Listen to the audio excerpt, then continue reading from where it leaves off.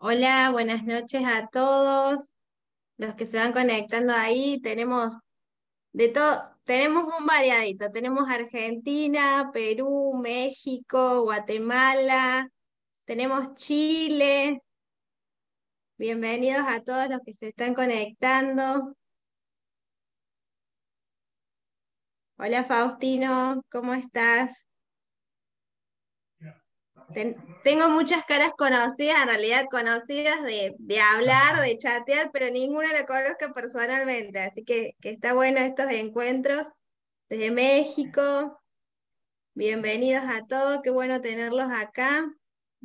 Vamos a esperar un ratito que se están terminando de unir los demás participantes, así podemos dar inicio a esta charla.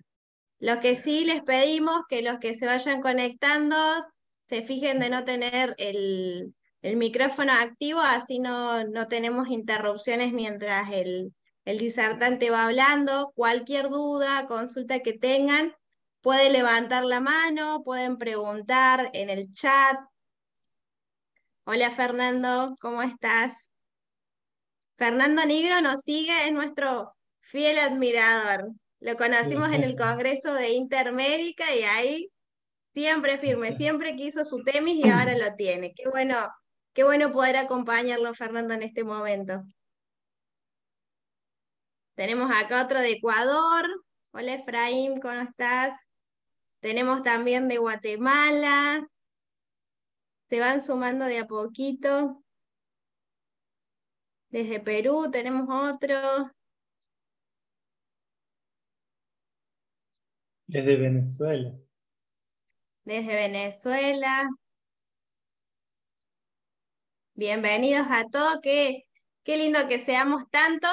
Vamos a dar inicio a esta charla. Primero que nada, agradecerles por tomarse el tiempo de sumarse, de querer aprender, de querer conocer un poquito más de lo que es la cardiología, lo que es el funcionamiento del equipo. Desde Temistet siempre nuestro, por ahí, objetivo o nuestro fin, más allá de poder darle la posibilidad de que tengan un equipo, un electro, es también acompañarlos en el crecimiento, que aprendan, que conozcan, que le puedan dar el mayor uso a esa herramienta que ustedes eligen tener y que obviamente buscan capacitarse para poder hacer lo mejor para el paciente.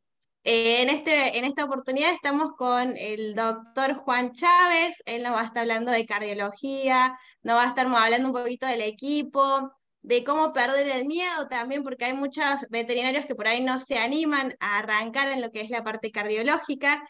Van a ver que no es nada de otro mundo, no digo que es súper fácil, yo que no tengo idea de cardiología, la verdad que cada charla que tenemos mes a mes, la verdad se aprende y obviamente se empieza a conocer un poquito más.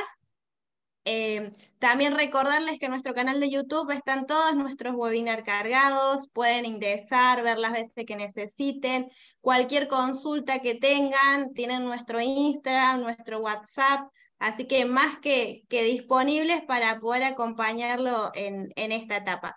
Bien, también recordarles que está Ligia Morán, en nuestra distribuidora de Guatemala, estamos haciendo este webinar en conjunto para poder apoyarla y obviamente trabajar en cada uno de ustedes que por ahí necesita un apoyo más que nada en el conocimiento.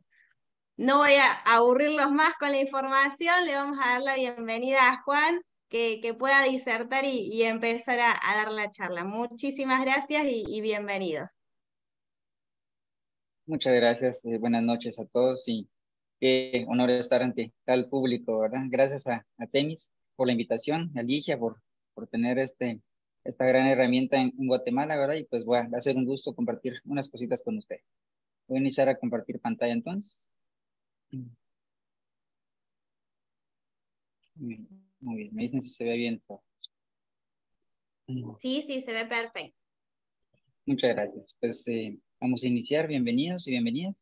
Pues me presento, mi nombre es Juan José Chávez. Yo soy médico veterinario aquí en la ciudad de Guatemala.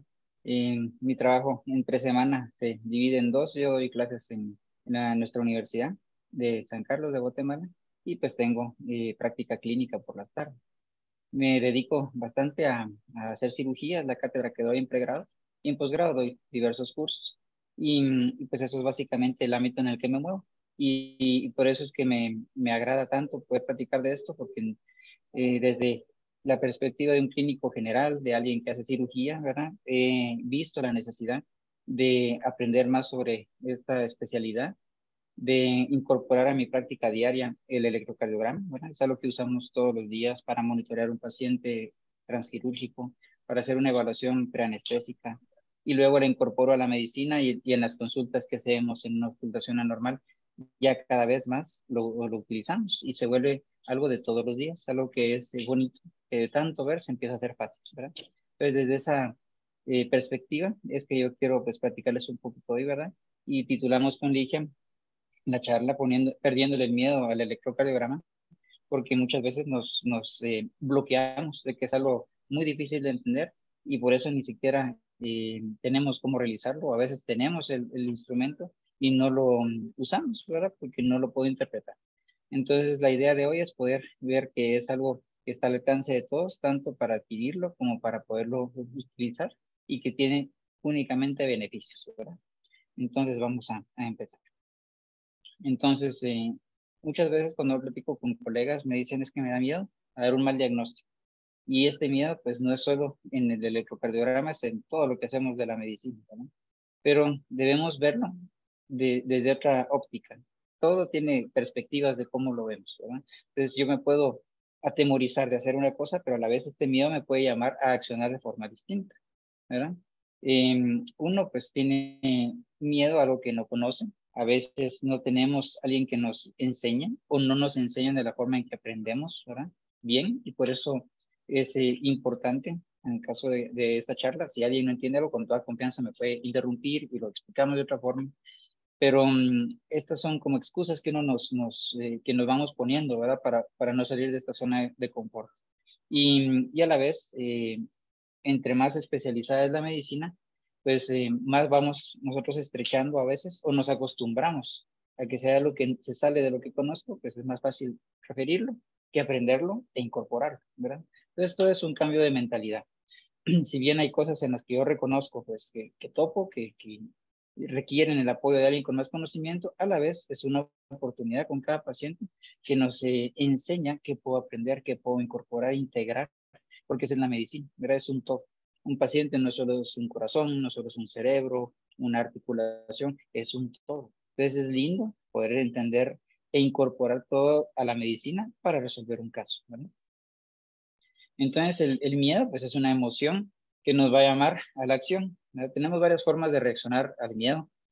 Aquí les pongo unas respuestas. Una es paralizarnos. Esto lo vemos con los pacientes, con los animalitos. A veces se quedan quietos, ¿verdad? Y ni se mueven. Esto es una y no nos lleva a salir de la zona de confort, a mejorar y nos mantiene igual, ¿verdad? Es algo que en este contexto de continuo crecimiento y diferenciación en la clínica debemos, ¿verdad? Estar en continuo crecimiento y mejora. Otra es la más fácil, que es huir, ¿verdad? Simplemente se lo envío a alguien más o les digo que no se va a hacer y huyo de esta situación. Y la otra es enfrentar el problema, enfrentarlo tomando acción, ¿verdad? Y para accionar y mejorar algo que me da miedo, me está dando la oportunidad de enfrentarlo y esa debilidad volverlo una fortaleza.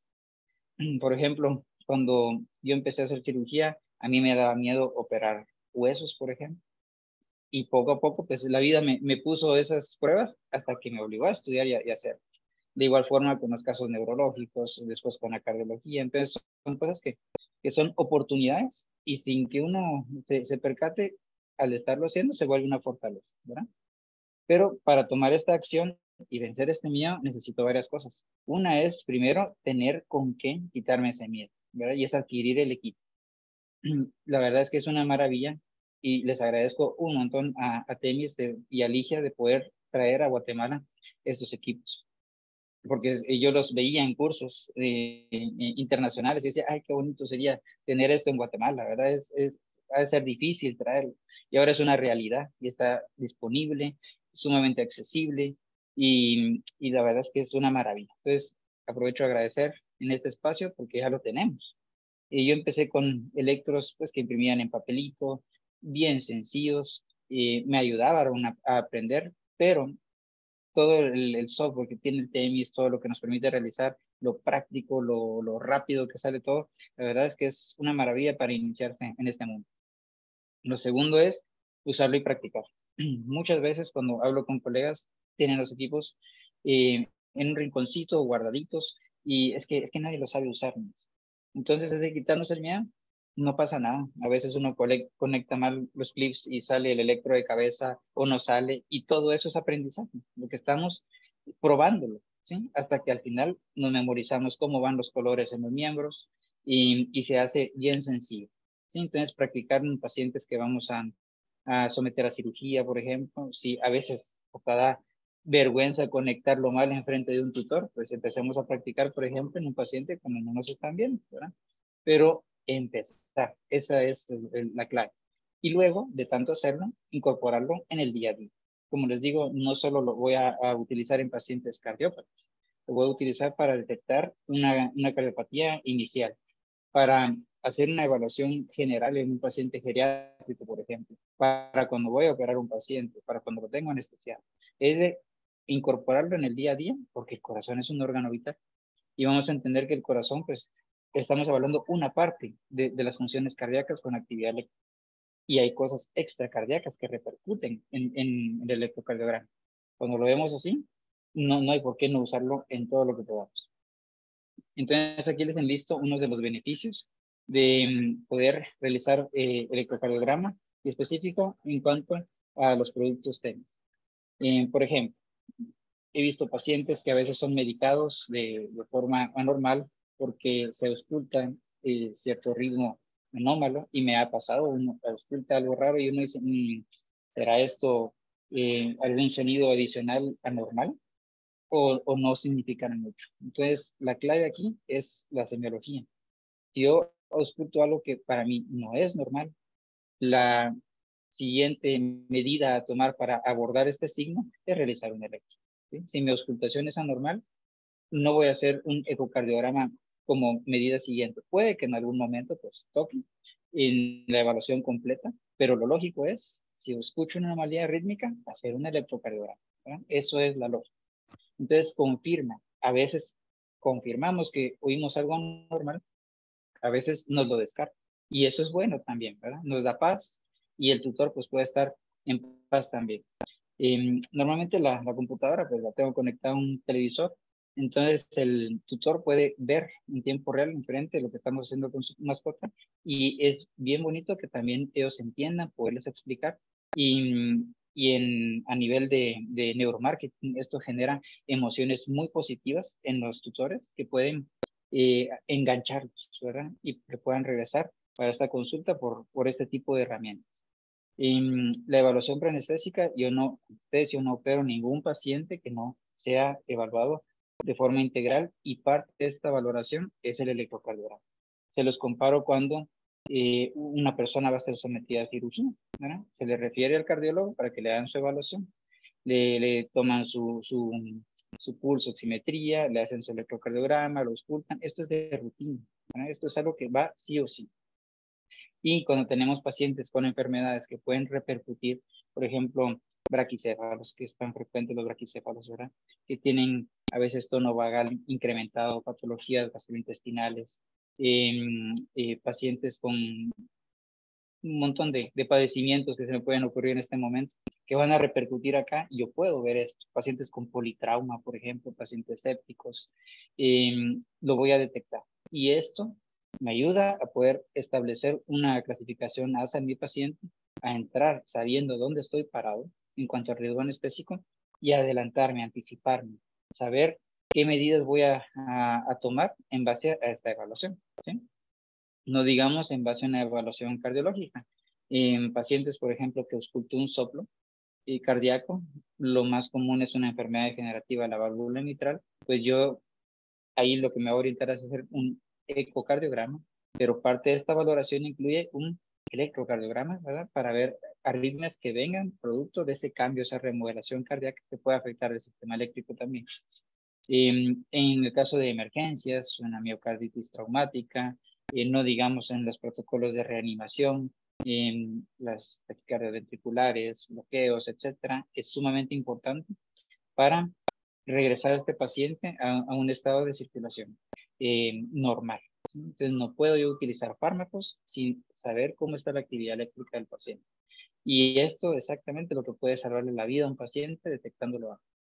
Cuando hay algún padecimiento de pacientes, y si no tiene ningún tipo de monitoreo, muchas veces vemos una apnea y luego se empiezan maniobras, pero antes de todo eso hubo algo, hubo hipotensión, hubo bloqueos, hubo algo que lleva a este accidente. Y si lo detectamos de forma precoz porque lo estamos monitoreando, entonces vamos a poder evitar que evolucione ese shock, ¿sí? Em, los últimos beneficios por acá, platicábamos con Temis el uso de la telemedicina. Si estamos iniciándonos en esta práctica del electrocardiograma y nos sentimos pues, que todavía nos falta, eso no es una limitante, ¿verdad? Podemos aprender cómo realizar el electrocardiograma y ahora con la maravilla de la telemedicina podemos tener especialistas que nos asesoren para podernos apoyar con el diagnóstico. Lo importante es aprender a tomar bien el estudio y en lo que vamos agarrando ojo y práctica podemos este estudio enviarlo y que sea interpretado por especialistas. Es la belleza de la telemedicina y que nos apoyen con nuestro paciente, ¿verdad? El TEMI nos permite en el software guardar los expedientes de los pacientes, los estudios, generar informes en PDF. Entonces es bien fácil mantener un récord de nuestros pacientes y poder compartir información, ¿sí? Y lo último es la rentabilidad, porque es un equipo sumamente accesible de adquirir y al estarlo usando en el día a día, totalmente se retorna la inversión, ¿verdad? Incluso es un dispositivo portátil que solo requiere conectarse a una computadora. Entonces podemos hacer estos estudios, por ejemplo, como un servicio ambulatorio, un servicio a domicilio, y las oportunidades son un montón, ¿verdad? Entonces es algo que sin duda es una inversión que se va a retornar concreta. Aquí tenemos algunas condiciones cardíacas que van a ser amenazantes para la vida. Aquí se las resumo. Y vemos que las enfermedades valvulares pueden derivar al final de una insuficiencia cardíaca congestiva. Las enfermedades miocárdicas también pueden obviamente afectar la función y llevar a una enfermedad congestiva también. Y hay enfermedades propias del miocardio que son las que podemos detectar, anomalías específicas o que están localizadas al sistema eléctrico y anomalías pericárdicas, ¿verdad? Esto es lo que tenemos que nos puede afectar en el corazón. Lo interesante acá es que todas estas enfermedades pueden generar o en algún momento detectarse con el electrocardiograma por las arritmias que se producen, ¿sí? Vamos a ver que un taponamiento precárdico puede generar arritmias que vamos a detectar o cambios en la amplitud que vamos a detectar en un electrocardiograma. Anomalías propias del sistema eléctrico también, obviamente.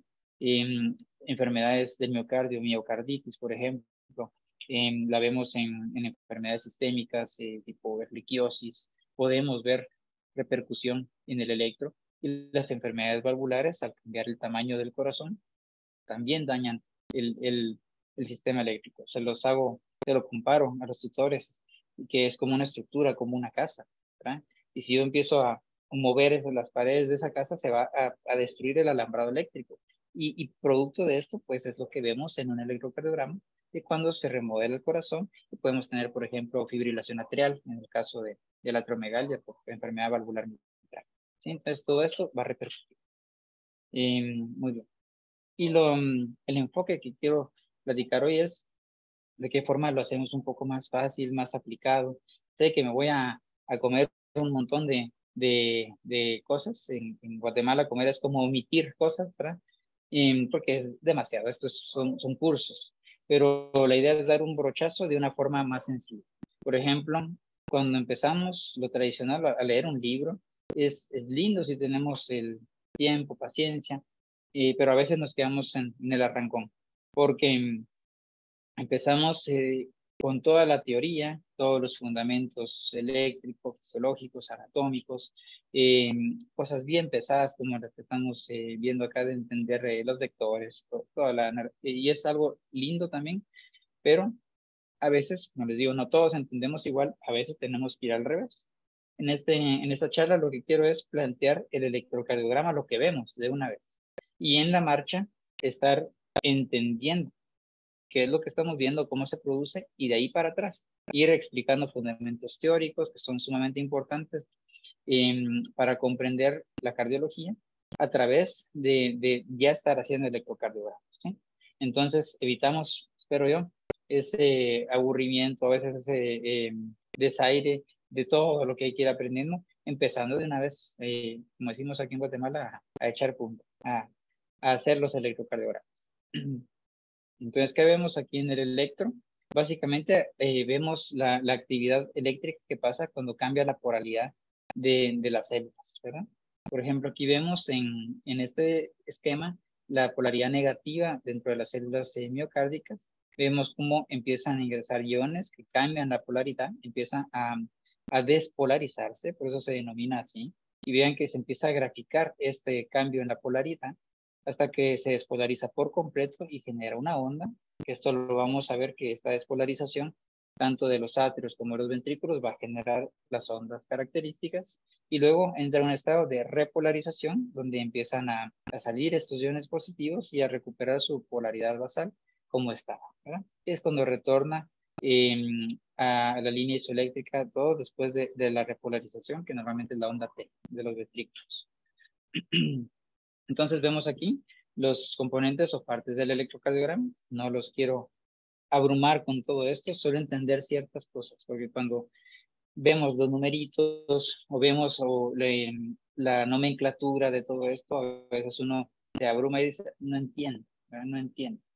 Y por eso les pongo aquí el chivo, ¿verdad? O sea, la forma abreviada de poderlo interpretar de forma fácil, ¿sí? Creo que todos vimos en nuestra licenciatura las ondas básicas, ¿verdad? La onda P, que corresponde a la despolarización atrial. Aquí lo englobo, ¿verdad? Cada porcioncita, pues, nos va a hablar de cierta parte de la conducción en los atrios, pero en general, la despolarización atrial. Luego viene una porción de segmento isoeléctrico, que es una pausa que se hace a nivel del nodo atrioventricular, antes de que libere ese impulso y se despolaricen los ventrículos, formando el complejo QRS, ¿sí? Donde termina este complejo se le llama punto J, y luego vamos a ver la onda de repolarización de los ventrículos, que es la onda T, que a veces puede ser positiva, puede ser negativa, o puede tener una parte positiva y otra negativa, que se llama bifásica. Cuando usábamos más impresión en papel, pero este papel para el electrocardiograma trae esos pequeños cuadritos. También esto se grafica en el TEMS. Estos cuadritos, cada cuadrito mide 1 milímetro, ¿verdad? Es bien importante para entender esto. Y vamos a ver que cuando vemos un electrocardiograma, nos hablan de términos en cuanto a la velocidad y la sensibilidad. ¿A qué se refiere esto? La velocidad, vamos a ver si lo puedo ver acá. Que tengo un electro en pantalla, vean que aquí dice sensibilidad y velocidad. Las medidas que vamos a ver normalmente se toman como referencia con una sensibilidad de 10 milímetros por milivoltio y con una velocidad de 50 milímetros por segundo. ¿Sí? ¿Qué quiere decir eso? Vamos a regresar. Vean que cada cuadrito es 1 milímetro. ¿Sí? Entonces, en un segundo, en la técnica estándar de cómo realizamos los electros, van a caminar 50 cuadritos, o se van a graficar 50 cuadritos en un segundo de electrocardiograma. Eso es lo que me quiere decir la velocidad. Y puedo modificarlo. Por ejemplo, aquí en pantalla me aparece 25 milímetros por segundo. O sea que un segundo va a correr en 25 cuadritos. Vamos a ver la utilidad ahorita en el video siguiente de la velocidad, ¿verdad? Porque puedo tener un panorama, si lo hago caminar más rapidito, o puedo ver más despacito, más definidas las ondas si yo amplío esta velocidad a 50. Y lo otro es la amplitud, ¿verdad? Es el voltaje que tienen las ondas, el tamaño, digámoslo así, ¿sí? Y eso se mide en milivoltios, que es lo que estamos viendo por acá. Y vean que el electrocardiograma está calibrado para que lo realicemos con esta sensibilidad de 10 milímetros por milivoltio. ¿Qué quiere decir? Que 1 milivoltio, como nos dice aquí el esquema, va a involucrar, o esa medida de milivoltio involucra el que hayan 10 cuadritos. ¿Sí? Entonces, a partir de acá, podemos entender cuánto es lo normal que mide cada onda, ¿verdad? Por ejemplo, la onda P. Me dice que aquí el alto, lo normal es 0.4 milivoltios. ¿Qué quiere decir esto? Que si 1 milivoltio son 10 cuadritos, 0.4 milivoltios serán 4 cuadritos. ¿Sí? Entonces aquí les pongo la clave que utilizaba al iniciar con los electros. Pongo su valor en milivoltios y entre paréntesis los cuadritos, ¿verdad?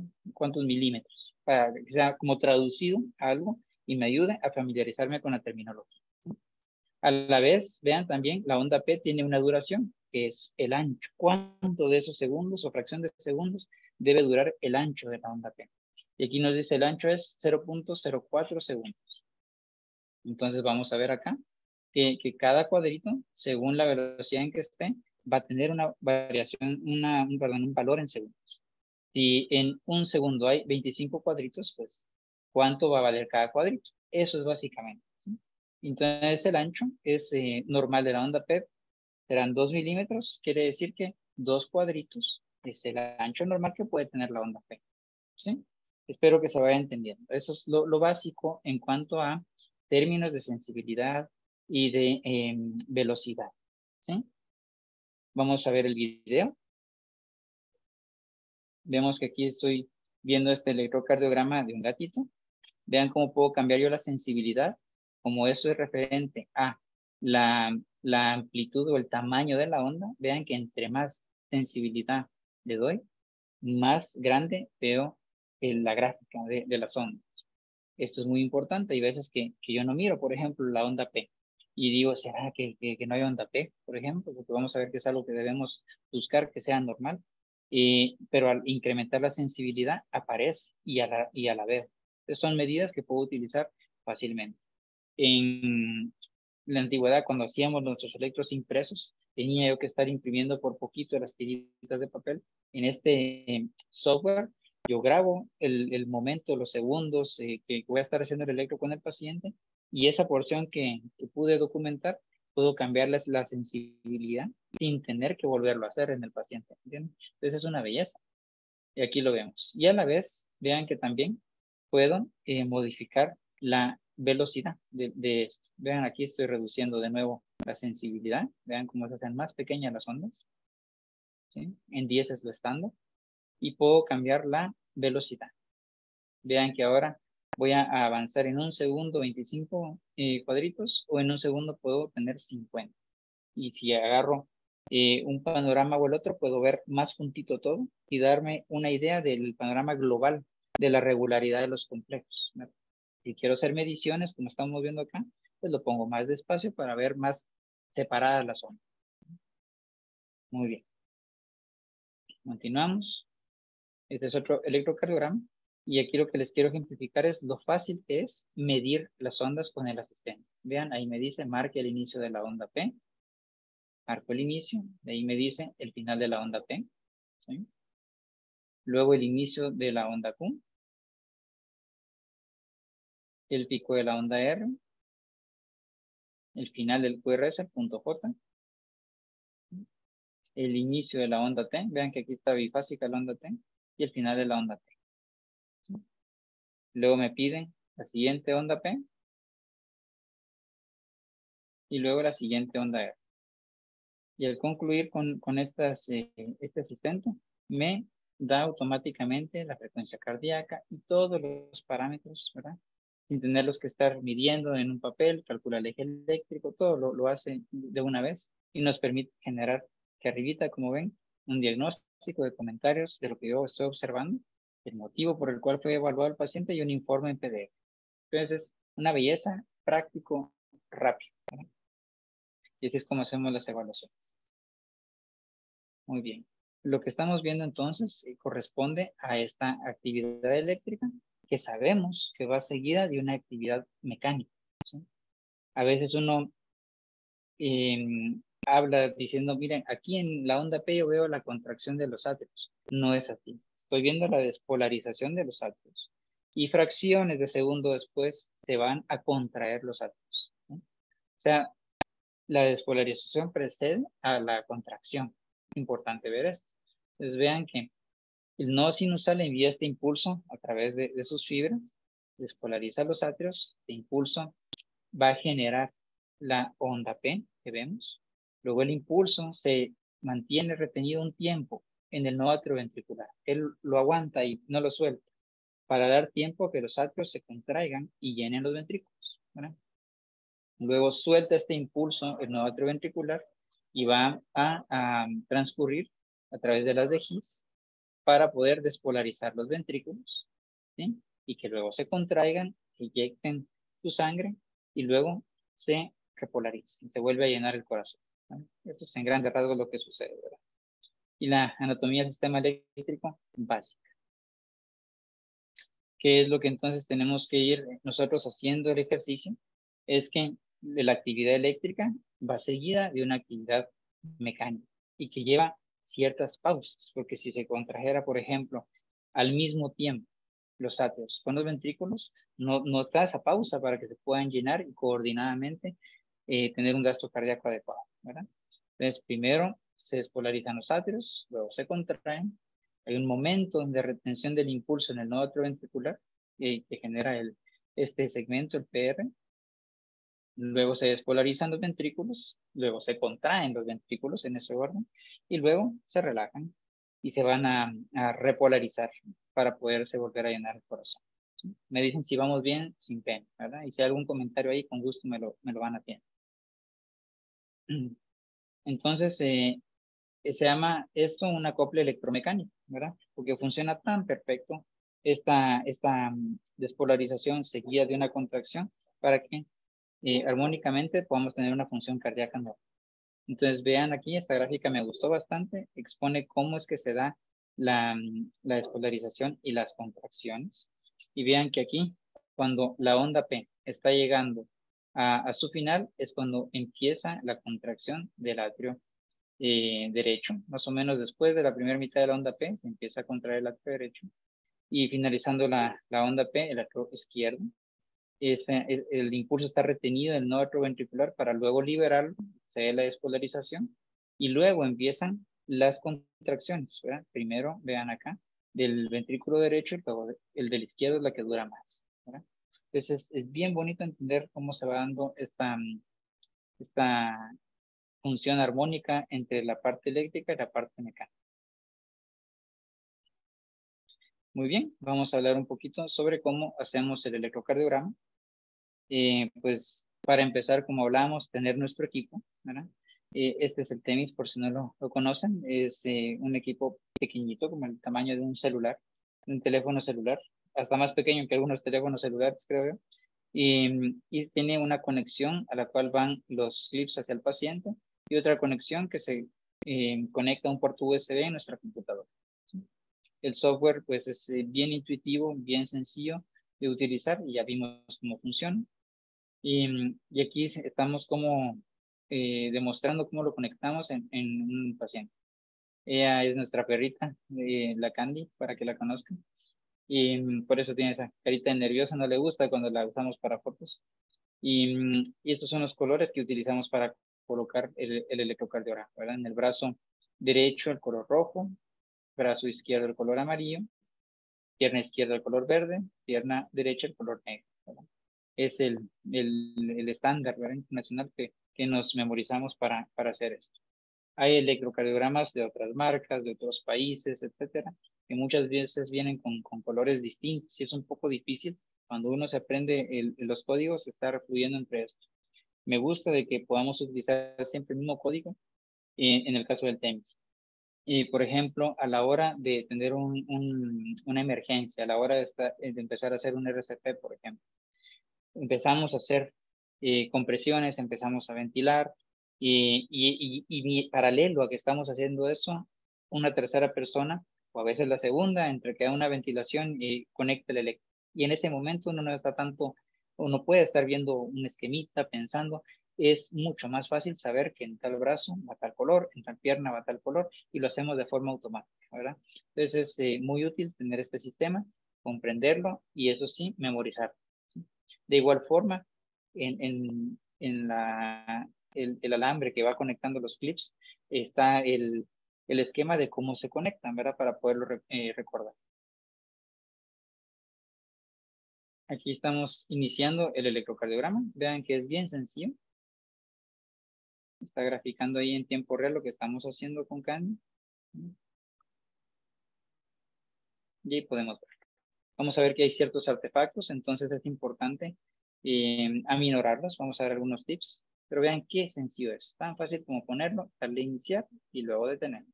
Y tenemos nuestro trazado en estas 6 derivadas. Me voy a centrar a hablar un poco sobre la derivación 2, que es la más, que más frecuente utilizamos, la que vemos más en un monitor transanestésico, por eso voy a hablar más de esto. Conforme uno se adentra más, empezamos a ver más y más y más y más las aplicaciones y utilidades de evaluar las demás, pero para arrancar vamos a hablar de la derivación 2, ¿sí?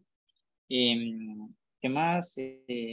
Bueno, aquí en cuanto a la realización del EKG, es útil poner medio de contacto de transmisión del impulso eléctrico, entonces mojamos un poquito en alcohol, ponemos un poco de gel para que haya buen contacto en los coditos, en los talones o rodillas de nuestro paciente, y hacemos a un ladito pelo mojado y generamos el contacto del clip hacia la piel del paciente, ¿verdad? Son clips que no duelen, se lo hago ver a los tutores, hasta a veces me los pongo yo, miren, no duele, y son muy bien tolerados por los pacientes. Entonces, ¿qué es lo que busco yo en un electrocardiograma? Y les pongo un listadito de cosas sencillas, básicas, que vemos a la hora de hacer un trazado, y tiene toda su lógica. Aprovecho a que veamos aquí en la derivación 2, el trazado de un perro normal y el trazado de un gato, que estaba algo tembloroso, por eso se ven estas lineecitas acá. Vean que los complejos del gato son más pequeños en general, ¿sí?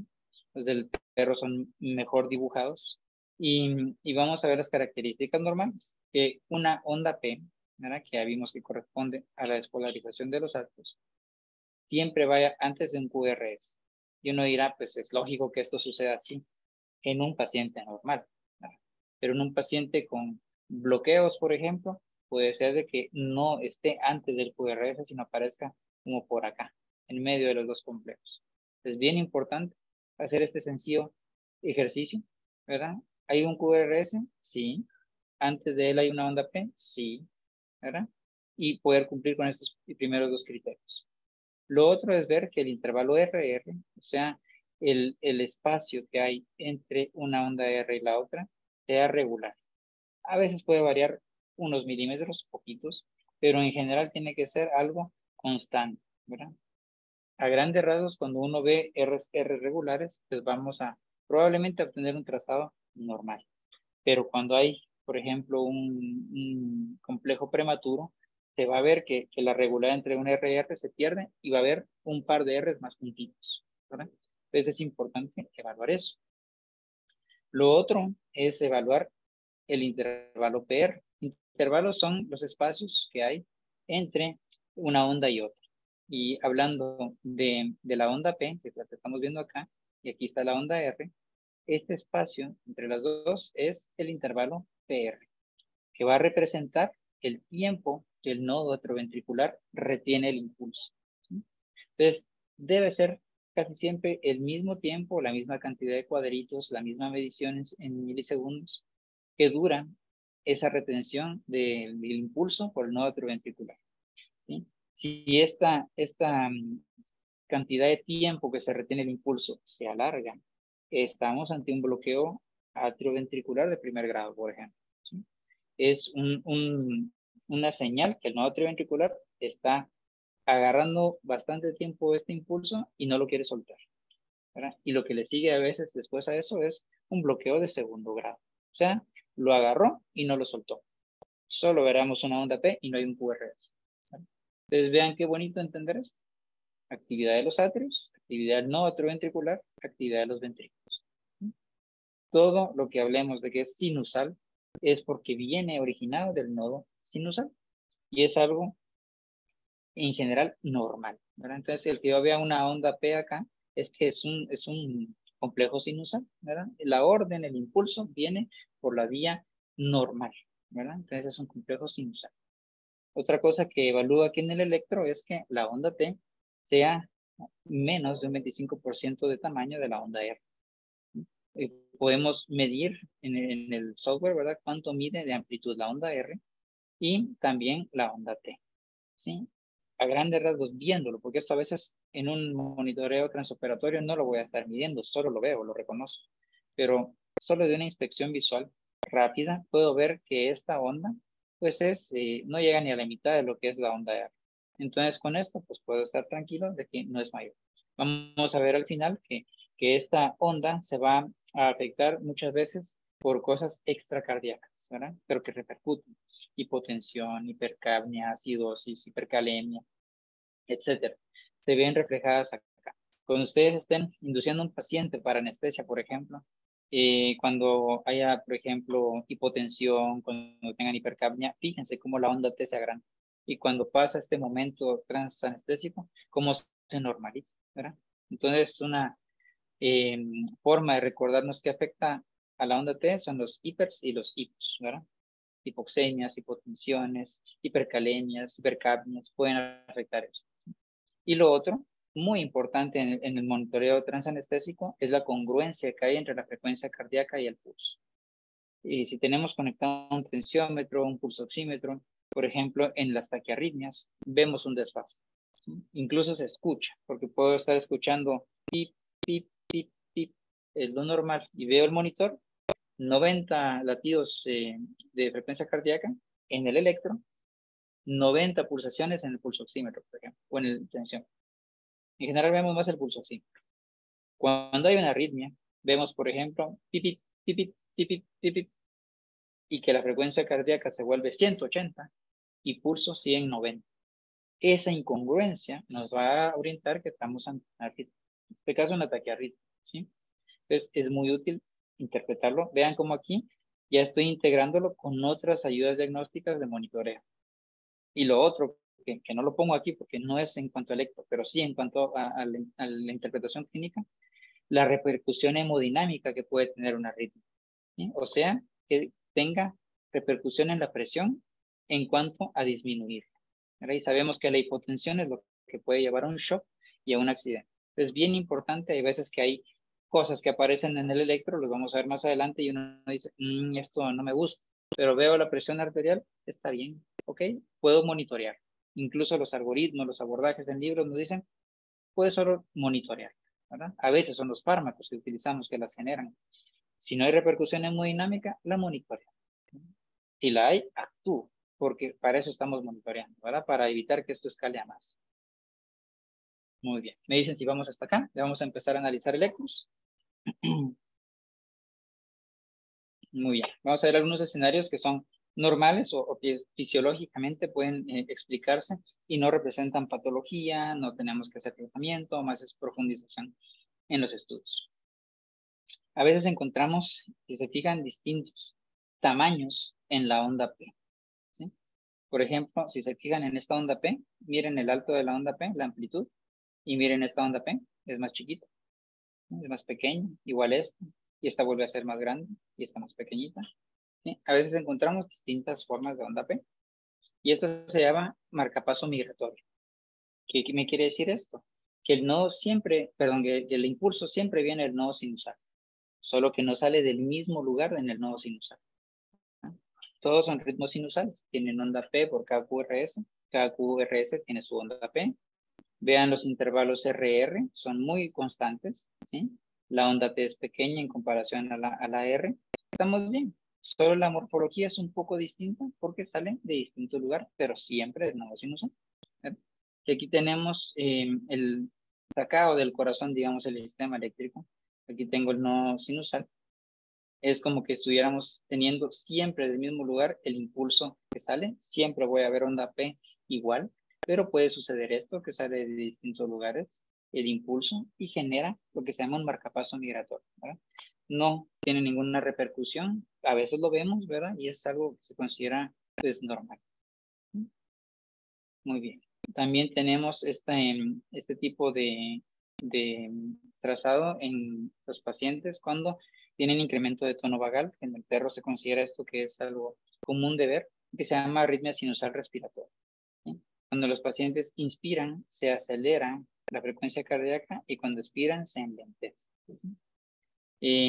Esto, si bien es algo que no representa mayor enfermedad, es importante entenderlo. Porque en el contexto, por ejemplo, que yo voy a anestesiar a un paciente y cuando yo lo anestesio, quito la parte simpática, el paciente tiende a hipotensar, a generar bradicardias, etc. Cuando el paciente en una arritmia sinusal inspira, se evidencia la actividad del sistema nervioso simpático y cuando expira se incrementa el tono parasimpático vagal. A la hora de anestesiar, quito esta porción. Y si voy a utilizar, por ejemplo, fármacos que generan más bradicardia o el paciente tiene alguna enfermedad que genera tono vagal, puedo tener arritmias, puedo tener algún tipo de bloqueo. Entonces, entre que es normal, es importante saber que lo tienen, ese tono vagal presente, porque hay pacientes que no tienen este electro, para poder ver cómo se comporta durante la anestesia, para estar preparado. Aquí vemos que el vago pues inerva bastante vísceras, el pulmón es una de estas, y va a estar conectado al centro vasomotor, y por eso tenemos este tipo de anomalías, ¿verdad? Ese estímulo cuando el pulmón expira, ¿verdad? Y que se inhibe este tono vagal cuando el pulmón inspira, o cuando el paciente inspira, perdón, y el pulmón se distiende. Entonces, la forma para recordarnos de cómo sucede esto es esta palabrita BETI, que significa bradicardia expiratoria, taquicardia inspiratoria, ¿sí? Es la arritmia sinusal respiratoria. Siempre le ponemos ese apellido porque es algo que vamos a relacionar. Vemos que taca, taca, taca, se eleva y veo que es cuando está inspirando. Y expira y tú, va, ¿verdad? Porque hay arritmia sinusal que no es respiratoria, ¿verdad? Y eso no es normal, pero la respiratoria sí lo es. Aquí vemos, esto es común de los pacientes que están muy nerviosos. Vean, aquí hay mucho artefacto. Está temblando el paciente, por ejemplo, que vemos la isoeléctrica temblando. Vemos cómo hay más complejos en este trazado, como están más juntitos los intervalos RR, ¿verdad? Pero que vemos que hay onda P por cada QRS una onda P, y está nervioso, ¿verdad? En el caso de los ritmos sinusales, dijimos que son los que se originan en el nodo sinusal. En este caso, lo que nos está reflejando es que este nodo tiene estímulo adrenérgico, por ejemplo. Y por eso hay más frecuencia, ¿verdad? Hay un cronotropismo positivo, está más rápido, ¿verdad? Es una taquicardia sinusal, ¿verdad? Son complejos que se originó en el nodo sinusal, pero está alta la frecuencia cardíaca. Muy común cuando tenemos pacientes que están asustados o nerviosos. Y tenemos también esto, perdón, solo voy a explicar este diagrama antes. Vemos cómo el sistema nervioso autónomo sabemos que está dividido en simpático y parasimpático, y cómo las fibras del simpático y el parasimpático estimulan distintos lugares en el corazón. Vemos, por ejemplo, que la inervación simpática, que es la verde, va directamente a estimular o a tener efecto sobre el nodo sinusal, sobre el nodo atrioventricular y sobre el miocardio, ¿verdad? Importante porque cuando usamos catecolaminas, por ejemplo, por esto podemos tener arritmogénesis, porque van a generar, puede generar focos, ¿verdad? Ectópicos los ventrículos por la actividad adrenérgica. Mientras que el nervio vago o la actividad parasimpática, vean que va directamente solo a los nodos, al nodo sinusal o al nodo atrioventricular. Por eso un tono vagal incrementado puede resultar en bloqueos atrioventriculares, que solo se genera onda P, ¿verdad? Y no QRS, o paradas sinusales, ¿verdad? Que no tengamos onda P, ¿verdad? Vean qué bonito entender esto acá. Entonces, también tenemos este panorama. Esto es una bradicardia sinusal. Vean cómo la frecuencia cardíaca es más lenta, están más espaciados los RR, pero es sinusal. Quiere decir que siempre hay una onda P por cada QRS, viceversa. El PR, ¿verdad? La actividad del nodo atrioventricular es constante, ¿verdad? Y tenemos una onda P, una onda T que es menor a lo que esperamos comparado a la onda R, ¿verdad? Me dicen si vamos bien para acá. Todo esto es normalidad, ¿sí? Cualquier cosita me interrumpen sin pena, ¿eh? Me dicen si vamos bien. como estoy acostumbrado a dar clases, siempre interrumpo para ver si alguien me quiere hacer alguna pregunta o si se entendió bien, con confianza me dicen no entendí, lo vuelvo a repetir de otra forma, con confianza. Muy bien. Hay algunos artefactos que tenemos que ver y saber interpretar, porque cuando uno está iniciando a hacer electros, pues uno todo lo ve raro, ¿verdad? Todo piensa uno que puede significar algo. Entonces es bueno saber que no significa alguna anomalía. Por ejemplo, aquí, esto es muy frecuente cuando el paciente se mueve. Entonces, lo que tenemos que hacer es calmarlo, ver que no se haya zafado algún clip, volver a aplicar gel, por ejemplo, para que haya un buen contacto y calmar. Entonces aquí se movió el paciente y luego empieza a regresar a lo normal.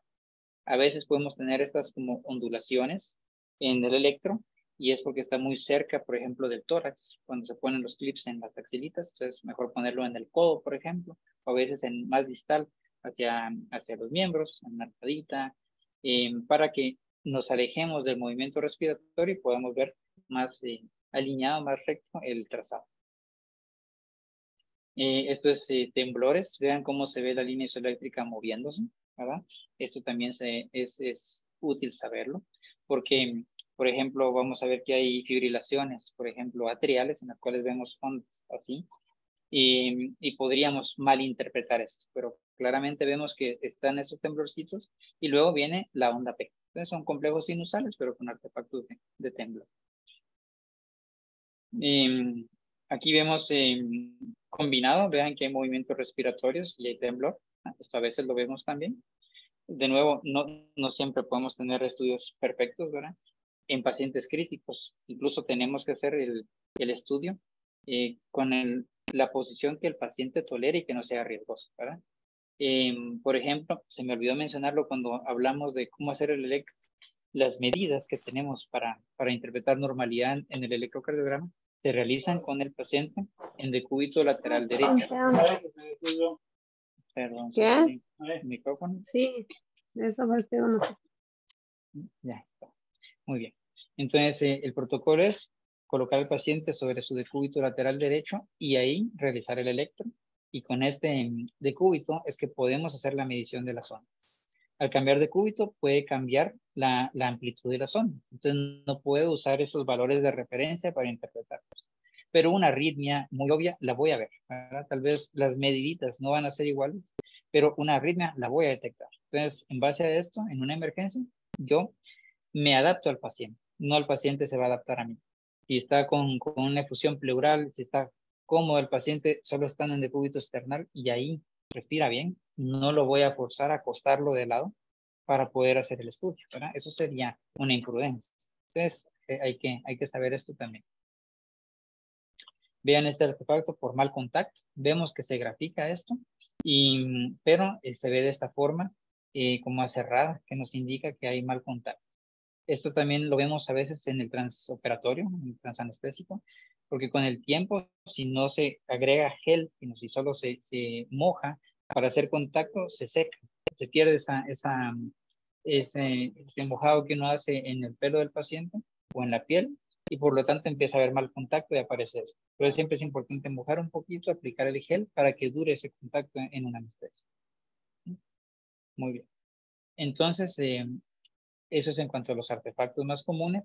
Normalmente los electrocardiogramas y el TEMIS también no es la excepción, traen filtros para corriente eléctrica, filtros para actividad muscular, para temblor. Entonces, de por sí nos tira un trazado muy limpio, ¿verdad? No hay que estar ajustando los filtros versus los tradicionales, ¿verdad? Entonces, si vemos este tipo de artefactos, son por movimiento, por donde los colocamos o por contacto. Algunas variaciones en el tamaño o amplitud de las ondas son bien útiles de saberlas porque nos pueden orientar a ciertas patologías, ¿verdad? Por ejemplo, aquí arriba tengo un EKG normal, de tamaño normal. Estos son perros los que les estoy mostrando. Y vean estos complejos de perro, parece de gato. Son chiquitos, son pequeños, ¿sí? Esto no es normal, se llaman microcomplejos, ¿sí? Y si se fijan bien, el complejo QRS, hay ondas más grandes y hay ondas más pequeñas, ¿verdad? Eso se llama alternancia eléctrica. Se alternan los tamaños. Entonces, esto me puede orientar en base a la clínica y obviamente lo complementaré con la auscultación y la evaluación ecográfica de un tamponamiento pericárdico, por ejemplo, ¿sí? Entonces es importante porque lo puedo reconocer, ¿sí? Microcomplejos y alternancia eléctrica. Y también puedo ver, por ejemplo, complejos muy grandes que en algún momento, si el paciente lo tiene y lo confirmaré por imágenes diagnósticas, cardiomegalia, ¿verdad? O ventriculomegalia, o a veces cuando crece solo la onda P, agrandamiento de otro derecho o izquierdo, ¿verdad? Entonces, esto sugiere que uno complemente o compruebe esta sospecha, ¿verdad? Con imagen. ¿Sí? Muy bien. Tienen su fundamento de esto. Vean que cuando hay, por ejemplo, fusión, cuando hay grasa, cuando hay más tejido o líquido entre los sitios donde coloco los electrodos hacia de un paso al otro y van a atravesar de un lado al otro, le va a costar más pasar a través, por ejemplo, de más grasa, de más líquido. Entonces, esa distancia se va a prolongar y va a hacer que en relación el complejo se vea más pequeño, ¿verdad? Y esa es la razón por la cual cuando hay fusión pericárdica, por ejemplo, los complejos se ven más pequeños, ¿sí? Y a la vez, cuando haya un corazón más grande, será menos la distancia que corre de un lado a otro, va a graficar más, perdón, va a ser más la distancia que va a atravesar de tejido, por lo tanto la onda se va a ver más grande, ¿no? Aquí tenemos un paciente con efusión pericárdica. Vean que estamos haciendo el electro de pie. Y cuando inicio el trazado, vean los complejos pequeñitos, ¿sí? Si hacemos electro, sabemos que esto parece un gatito, ¿verdad? Ahí se movió un poquito, ¿sí? Y eso me orienta a lo que estábamos sospechando, que era una fusión pericárdica. La confirmamos, la drenamos, ¿verdad? Y vean también el protocolo para evaluar al paciente con el paciente de pie. Y así es como él estaba, ¿verdad? Muy bien. Aquí tenemos microcomplejos en gatos. Por ejemplo, si ya les digo que normalmente son pequeños, vean, esto es un electro normal de un gato. Vean los microcomplejos en un gato con efusión pericárdica. Son chiquitísimos, vean esto. Y vean que aquí siempre lo estamos viendo en el estándar que utilizamos para las mediciones, que es a 10 milímetros por milivoltio. Ya entendimos entonces, ¿verdad? 10 milímetros por milivoltio. Eso es lo que significa este cuadrito al inicio, miren, ¿no? Que es la calibración que está a 10 milímetros por milivoltio y a 50 milímetros por segundo, o sea, espaciaditos. ¿Sí? Y vean la diferencia en la amplitud, en los tamaños, ¿verdad? Y esto puede sugerir la fusión pericárdica. Cuando hacemos el eco, esto es lo que vemos en el paciente, ¿sí? Entonces, importante acá, pues entender que este líquido está rodeando el corazón, que esto, cuando es mucha la presión, puede haber una efusión, pero cuando es mucha la presión que genera la efusión sobre el atrio derecho, puede colapsarlo y generar un tamponamiento, ¿verdad? Son casos en los cuales, aquí también hay efusión pleural, la estamos viendo. Son casos en los cuales hay que drenar este líquido, ¿sí? No dar diuréticos. Imaginémonos si nosotros tenemos un corazón que se le colapsa al atrio derecho, no entra sangre, ¿verdad? Que viene de las venas cavas. Entonces lo que va a llegar al lado izquierdo y lo que va a inyectar es muy poco. Estamos ante una hipovolemia, no hay gasto cardíaco. Y si sumado a eso, yo le pongo un diurético y provoco hipovolemia también, voy a choquear al paciente. Entonces estas efusiones lo que hay que hacer es sacarlas, ¿verdad? Y ya abordar la causa de la efusión y tratarla, ¿verdad? Pero lo que nos dice esto es sacar. Vean el agrandamiento de cámaras, por ejemplo, este paciente. Ahorita van a ver su ecocardio. Vean qué grandes están las ondas de los complejos QRS, también las ondas y las ondas P, tanto que se tocan. ¿Se dan cuenta? ¿Verdad? En este caso, pues me hablan de esta condición de cardiomegalia, que se comprueba por radiografía y se comprueba por el eco.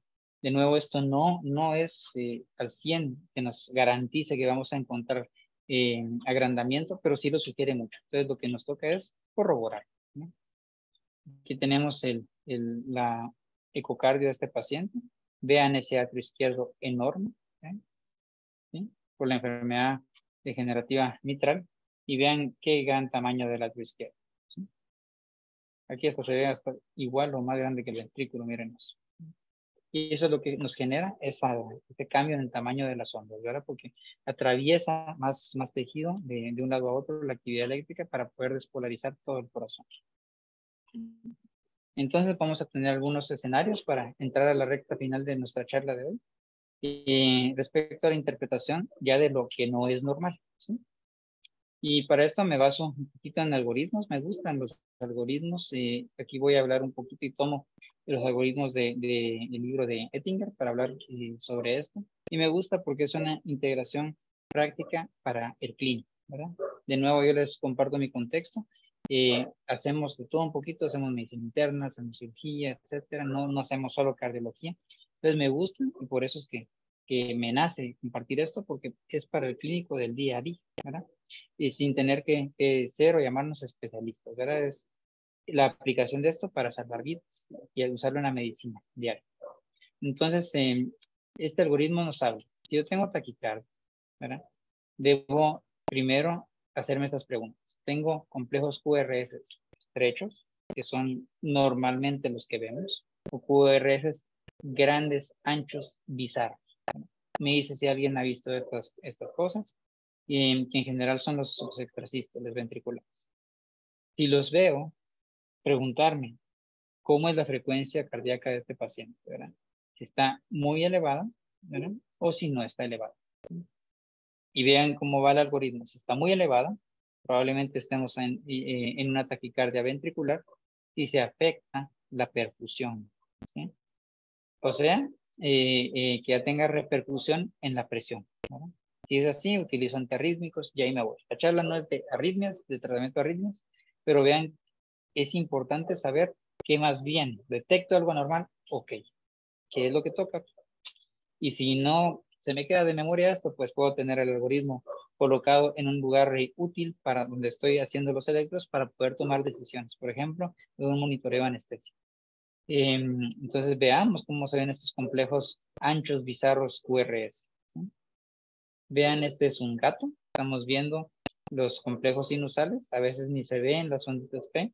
No es que no estén. Si incremento la sensibilidad, probablemente las logre ver mejor. O a veces se ven en las otras derivadas, ¿sí? Pero vemos este complejo, que véanlo, es raro, es ancho, no es normal. No se movió el paciente, no veo mal contacto, no veo temblor. Bueno, tal vez sí hay un poquito de temblor, pero esto seguramente no fue un temblor, ¿sí? Entonces, a esto se refiere el algoritmo en cuanto a esos complejos grandes. Se ven aquí en un gato y se ven aquí, por ejemplo, en este trazado de un perro. PQRST, PQRST, PQRST y ¡pum!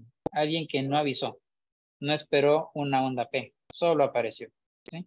Un extrasístole ventricular, complejo QRS, grande, ancho, bizarro, ¿sí? Por eso me gustó cómo lo describe el doctor Ettinger ahí en su libro, ¿sí? Importante también ver la frecuencia cardíaca, ¿vean? Aquí el TEMIS la calcula con la medición del intervalo RR, ¿verdad?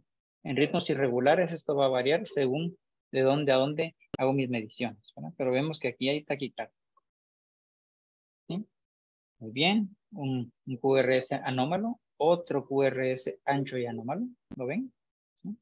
No se pierden, ya que los aprendemos a identificar, no se pierden. Y ahorita vamos a entender qué significa, ¿sí? Aquí vemos el trazado de un ritmo sinusal cuando de repente dos complejos QRS anchos y bizarros, ¿sí? Y vean que este paciente está parado. Miren el decúbito aquí, lo podemos anotar, está parado. Entonces la medición de las ondas pues va a cambiar, como les digo. Aquí la frecuencia cardíaca se pasa de los 140 que nos decía el algoritmo. Pero, aunque esté parado, aunque yo no esté midiendo cuánto mide la onda R, esto lo reconoce, sin estarlo midiendo, ¿verdad? Esa es la utilidad de reconocer estas anomalías. Y vean esto, es un paciente con taquicardia ventricular, ya ni siquiera, y continua, ya ni siquiera veo onda P, no veo onda T, solo veo estos complejos anómalos uno tras otro. Esto es urgente desfibrilarlo, ¿verdad? Cuando vemos esto, ¿sí? Entonces, ¿qué es lo que estoy viendo acá? ¿O qué significa esto? Se producen estos complejos anchos bizarros cuando el estímulo que genera la despolarización y contracción no viene del nodo sinusal, ¿sí? Si el estímulo viene por acá, es como que su autopista, su ruta normal, ¿verdad? Si el estímulo viene aquí de su marcapaso, genera una onda P, genera una partecita plana en la isoeléctrica y luego genera un QRS. Pero ¿qué pasa? Vimos que el miocardio pues, tiene esas propiedades de excitabilidad, de conductibilidad, de contractilidad. Entonces, si hay pocos ectópicos que generan estos estímulos y generan un potencial y una despolarización desde el ventrículo, eso se va a expandir de acá hacia el resto del corazón, ¿sí? Y va a generar esa imagen anómala que estamos viendo, ¿verdad? Por esto se le llaman a estas imágenes que vimos extrasístoles. Son latidos o contracciones que se van a generar fuera de la ruta normal, ¿verdad? Y por su morfología, por corresponder a las QRS, sabemos que el origen de esto es ventricular, ¿verdad? Son los extrasístoles ventriculares. Me dicen si vamos bien por acá, ¿sí? Que pueden, según el algoritmo, se los dejo ahí, no voy a profundizar mucho, pueden tener distintas repercusiones según el ámbito. Hay varios escenarios. No voy a profundizar mucho, me interesa que lo reconozcan, ¿verdad? Y ya a partir de eso, ya vayamos digiriendo más cómo abordar el caso. Y tenemos el otro espectro del algoritmo que nos dice, bueno, hay QRS angostos. Entonces, ok, sí los hay. El ritmo es regular, quiere decir que es R, R, R, R y siempre se mantiene parecido el intervalo R, R. Ok, bueno, ¿y cómo es la frecuencia cardíaca? Pues es menor a esto, probablemente va a ser una taquicardia sinusal, ¿sí? Si es mayor a 180 o 220 en un perro pequeño, probablemente estemos ante una taquicardia supraventricular. Lo vamos a ver ahorita, ¿sí? A la vez, si mi RR, los QRS son normales, pero el RR no es regular, ¿verdad? Tenemos algunos más cerca de otros y esto tal vez es la forma más fácil de identificar los latidos ectópicos de los atrios. Entonces, debo pensar en evaluar la onda P y si sí está presente la onda P, ver si no hay lo mismo que pasaba con el ventrículo, que puede generar focos ectópicos, pero que esto esté sucediendo en los atrios, ¿sí? Y se llaman extrasístoles atriales o complejos prematuros atriales. Como se ven estos, fíjense qué bonito entender. ¿Qué dijimos que vemos normalmente en un electro? Onda P que precede al QRS. QRS que esté después de la onda P y una onda T pequeña. Vean el intervalo RR de aquí para acá. Muy bien. De aquí para acá. Muy bien. De aquí para acá se acortó. ¿Se dan cuenta? Y luego viene bien ancho una pausa después de esos complejos, ¿verdad? Entonces aquí el RR no es regular, que es lo que nos decía el algoritmo, no es regular, ¿verdad?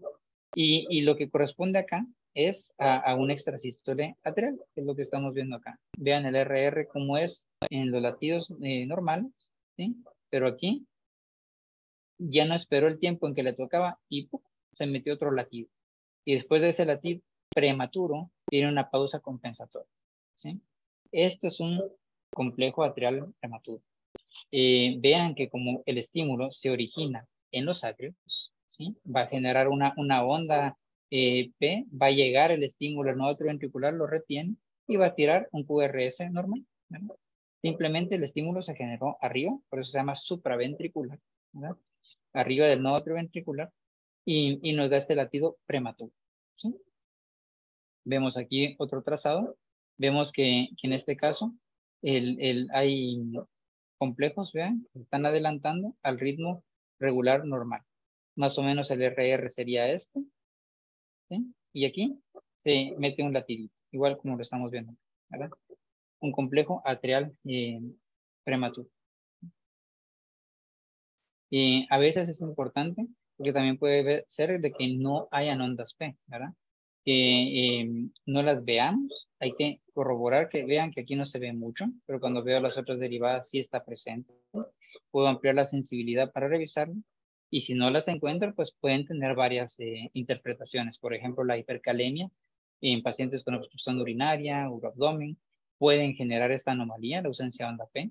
A veces vemos fibrilación atrial y vamos a ver pequeñas líneas de cuando el atrio no se puede despolarizar adecuadamente. Común en esos atrios grandotes como los que vimos en enfermedad mitral, podemos verlo así también. Vean este ATP del paciente. Este es el eco del paciente que vimos en fibrilación ventricular, ¿verdad? Pero obviamente tampoco tenía actividad atrial, ¿verdad? Muy bien. Ahora vamos a hablar un poquito sobre las bradiarritmias, ya es lo último con lo que vamos a ir terminando.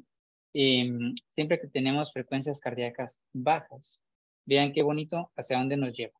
Y nos pregunta, ¿hay P para cada QRS? Sí, ok. Entonces, pero está baja la frecuencia cardíaca. Entonces, ¿qué me toca? Miren el PR. ¿Recuerdan? El espacio entre la onda P y el QRS. Está prolongado.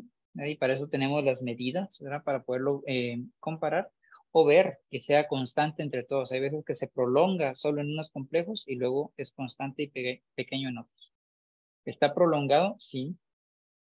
Ese es un bloqueo atrioventricular de primer grado, ¿verdad? El no atrioventricular retiene más ese impulso y cuesta que lo suelte y vaya a despolarizar a los ventrículos. Si no está prolongado ese PR, entonces, ¿qué es lo más probable? Una bradicardia sinusal, ¿sí? Media vez haya un P para cada QRS y viceversa. En el caso de que no haya un QRS para cada P, vean hacia dónde nos lleva el algoritmo. Entonces nos pregunta, ¿hay P's sin QRS? ¿Sí? Y aquí estamos ante los bloqueos atrioventriculares de segundo y tercer grado, ¿sí? Puede ser que cuando se intercalan estas P's sin QRS en complejos normales, que estemos ante un bloqueo de segundo grado, no vamos a profundizar en más ahí para no confundirnos, y los bloqueos de tercer grado en los cuales vamos a ver onda P, onda P, onda P, y eso sí es peligroso, usted, y es de susto, ¿verdad? A veces lo vemos con fármacos agonistas alfa 2, pueden producirse ciertos tipos de bloqueos, y son transitorios, algunos sí requieren intervención, sí repercuten en la hemodinamia, en la presión, ¿verdad? Y algunos pues, solo es de observarlo, si no hay repercusión. Van a pasar porque es algo farmacológico, ¿sí? También tenemos el otro espectro de que hayan complejos QRS sin ondas P, que es lo que hablábamos, que puede darse en el caso de la hipercalemia, ¿verdad? Pacientes con obstrucción urinaria, básicamente. Entonces, ¿cómo se ve esto? Vean este tipo de bloqueos atrioventriculares. Vamos a ver, ¿dónde estamos aquí? Por ejemplo, ya me perdí aquí dónde estamos. Vamos, aquí está, un PR incrementado. Vemos onda P, QRS, onda T, P, QRS, onda T. Y así vamos viendo cómo hay una bradicardia sinusal. Por ejemplo, por acá vemos que hay una onda P que se da cerquita de esta onda T y no hay un QRS que le corresponde, ¿verdad? Aquí también vemos esta anomalía. Vemos que aquí hay un P. Vean, el PR está bastante prolongado, ¿verdad? Un QRS, una onda T, y luego una onda P, que no tiene un QRS, ¿no? Este es un bloqueo atrioventricular. El nodo sinusal soltó un estímulo, ¿sí? Despolarizó los átomos. Llegó al nodo atrioventricular, pero ya no se condujo hacia los ventrículos y ya no hay QRS, ¿sí? El nodo sinusal soltó un nuevo estímulo. Ese, si llegó al nodo atrioventricular, ese sí pasó, generó un QRS, se despolariza y luego se repolariza, ¿sí? Pero vean qué sutil es el bloqueo entre todos. Y por eso es que debemos analizar ese simple ejercicio que por cada P haya QRS. Aquí hay P sin QRS, ¿sí? Importancia de estos intervalos, como les digo. Vean que en el caso de los intervalos PR y los RR. Aquí vemos que hay intervalos RR más o menos regulares. Aquí se alarga un poco, ¿sí? Podemos ver también que los intervalos PR pueden variar mucho. Vean aquí esta onda P y el QRS. Vean esta distancia. Y vean esta onda P y este QRS. Vean esta distancia. Esa es la prolongación del intervalo PR, ¿verdad? Bloqueos de primer grado, ¿sí? No sé, y por aquí miren, hay un bloqueo de segundo grado. Vemos QRS, T, una onda P, no hubo nada, otra onda P y luego ya viene el QRS, ¿sí? Y ahí están los intervalos RR, intervalos PR, cómo nos orientan a detectar este tipo de actividad normal, ¿sí? ¿Qué es lo que sucede aquí entonces? Hay un impulso en el nodo sinusal, se despolarizan los atrios, genera onda P, ¿verdad? En los bloqueos atrioventriculares, el impulso llega al nodo atrioventricular, eso genera esta pausa, ¿sí? Pero no la transmite hacia las vejigas, ¿verdad? Entonces, por lo tanto, no conduce hacia los ventrículos, no genera QRS y no hay contracción. Por eso se llama bloqueo atrioventricular, porque acabar a este nivel no deja pasar ese estímulo. Muy bien. Y por último, hablar un poquito de la onda T, que era lo que les decía, que se puede elevar con los hipers e hipos. Vean aquí, vemos onda P, QRS, onda T. Dijimos que esta onda debe medir idealmente un 25% de la onda R y son casi del mismo tamaño, ¿verdad? Igual lo vemos en este trazado. Hay artefactos aquí por temblor, pero veo el QRS y veo la onda T bastante incrementada de tamaño, ¿verdad? Entonces siempre pensar en causas extracardíacas, causas de hipers o hipos, hipercalemia, hipercapnia, acidosis, hipoxemia, hipotensión que pueden generar esto y que al corregirlo se normaliza. Muy bien, entonces vamos llegando ya al final de la charla. Espero que se haya podido ir entendiendo a manera de un pequeño brochazo o inducciones de lo que son los electrocardiogramas en nuestros pacientes. Vemos que no hay alguna excusa válida en este tiempo, ¿verdad? En el que estamos, como para no aprender. Hay muchas facilidades para poderlo aprender y como para no utilizarlo porque tenemos la facilidad de poderlo adquirir e implementar, ¿verdad? Entonces, la verdad es que no hay excusas. Si en algún momento las hay, nosotros las generamos o nos las ponemos, ¿verdad? Y estamos en un estado de conciencia que podemos cambiar esta realidad para mejorar, ¿verdad? Vemos que el uso de la ecografía también salva vidas, ¿verdad? Perdón, el uso de la electrocardiografía, perdón, salva vidas. En cuanto a que detectemos complicaciones anestésicas, patologías que hay que tratar, complicaciones de las enfermedades cardíacas que vemos a diario, entonces es sumamente útil. Y para hacer una reanimación lo necesito sí o sí, ¿sí? Mientras más lo usamos, más fácil se vuelve, ¿verdad? Esto es algo que yo recuerdo cuando empecé a meterme a los cursos, a capacitarme, empezábamos a usarlo y las doctoras que trabajan conmigo me miran así como ¿de qué hablo? ¿Verdad? Y poco a poco de estarlo viendo, estarlo haciendo todos los días, ellas mismas, bien, un extrasístole, mira, una taquicardia, mira, un bloqueo, es algo que se vuelve ya luego automático, ¿verdad? Pero de tanto verlo, de tanto empezarlo a hacer uno, se vuelve contagioso y es bien bonito poderlo reconocer. Yo me recuerdo que esto no lo pude ver cuando estudié la licenciatura, no me lo enseñaron.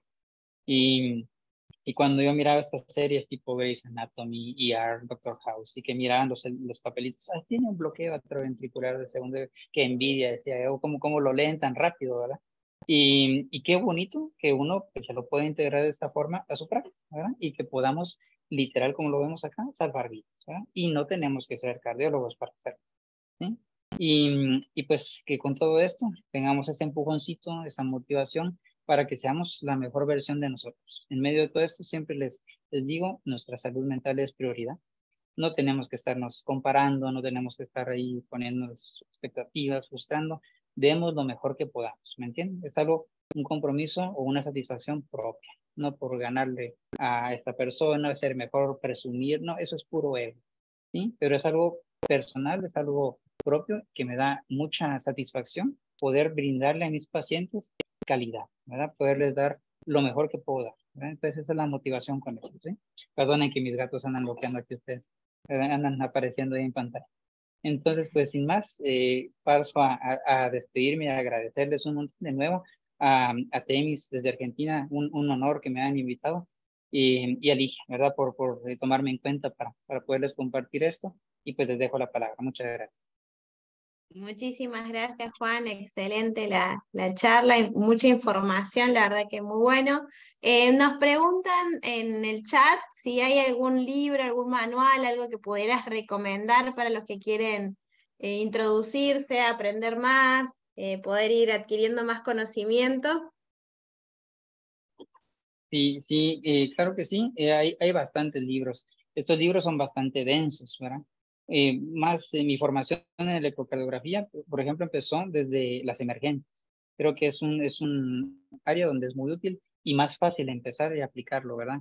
Entonces, por ejemplo, de los primeros libros que he leído, donde está resumido, bonito, me recuerdo que es el libro de emergencias del doctor Mowley, Javier Mowley, de allá de Argentina, ¿verdad?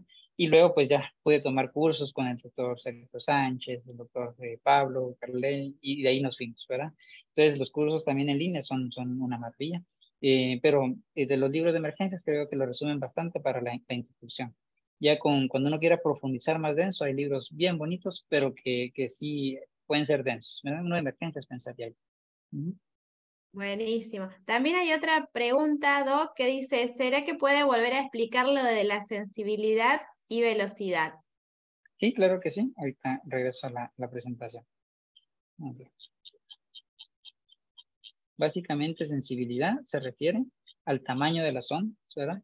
Y la velocidad, a cuántos cuadritos se grafican por segundo. Ahorita lo coloco.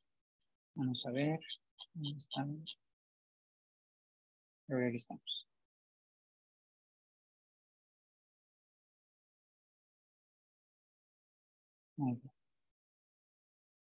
Entonces vemos que sensibilidad hace referencia a cuántos milímetros van a graficarse por milímetro, ¿verdad? O sea, el tamaño de la onda. Lo voy a ejemplificar mejor en el video, ¿verdad? Por ejemplo, vean aquí la sensibilidad es de 10 milímetros por milivoltio. O sea, 10 cuadritos hacen 1 milivoltio. Si lo subo a 20, va a ser el doble de tamaño, ¿verdad? Vean acá, ¿sí? Y crece. Y lo subo a 40, es el doble de tamaño. Ahora, 1 milivoltio se grafica, pero ocupando 40 milímetros, 40 cuadritos. Por lo tanto, la onda se despliega más grande, como que le diéramos zoom, ¿verdad? Para que la entendamos. Y me permite ver mejor la morfología. Por ejemplo, de esas ondas muy pequeñitas, que si lo miro a una escala más pequeña, como la de 10 milímetros por milivoltio, tal vez no las vea bien, ¿verdad? Entonces, sensibilidad es igual a amplitud, al voltaje, al tamaño, al alto, digámoslo así, ¿sí? Y la velocidad nos habla, por ejemplo, cuando imprimíamos en papel, ¿verdad? A la velocidad en que va saliendo el papel, ¿verdad? En un segundo, por ejemplo, imprimía sobre 50 cuadritos o sobre 25 cuadritos. Entonces, la cantidad siempre de complejos va a ser la misma. La diferencia es que en 25 cuadritos van a estar todos pegaditos, ¿verdad? Entonces, cuando pongo la velocidad a 25 milímetros por segundo, véanlo aquí, lo voy a adelantar. Ahorita cómo está la velocidad. Vean cómo cambia ahí está 50, y lo pongo en 25 y salen más pegaditos todos, ¿verdad?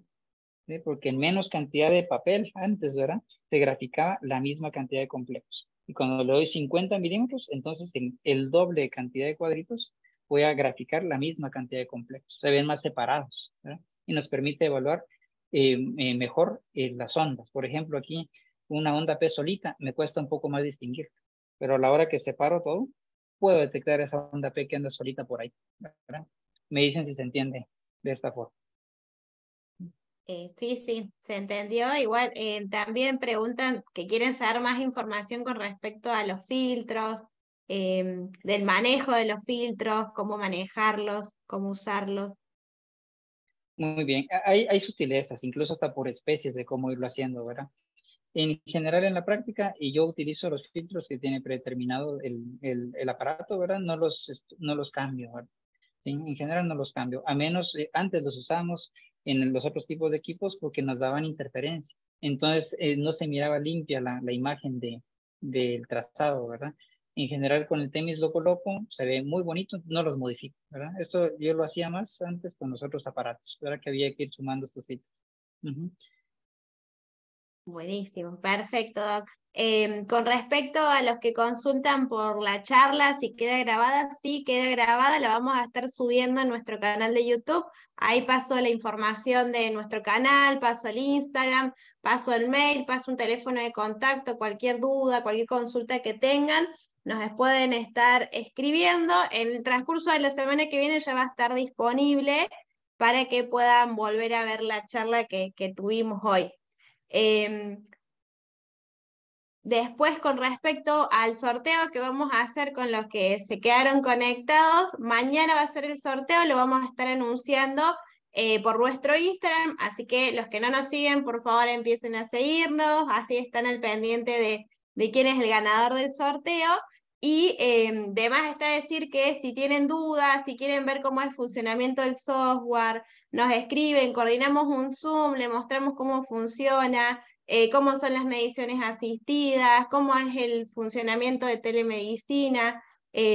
Cualquier inquietud que tengan nos pueden consultar. Al igual que si tienen alguna duda que les quedó con respecto a la charla del doc, nos la pueden transmitir y nosotros se la hacemos llegar para que después tengan una respuesta con respecto a eso, ¿sí? No sé, Darío, si querés agregar algo, si querés sumar algo.